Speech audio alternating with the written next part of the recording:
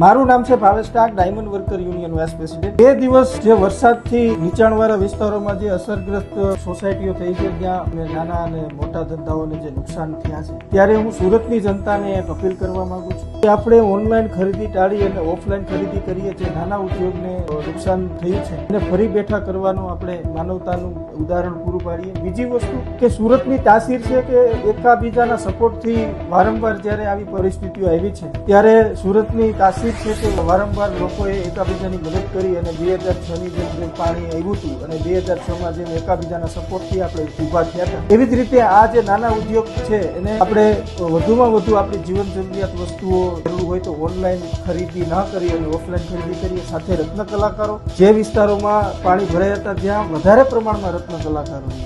તો આ રત્ન કલાકારો 2 દિવસ ઘરે એને રહેવું પડ્યું હતું અને રજા પડી હતી, ત્યારે હું ઉદ્યોગકારોને પણ વિનંતી કરું છું કે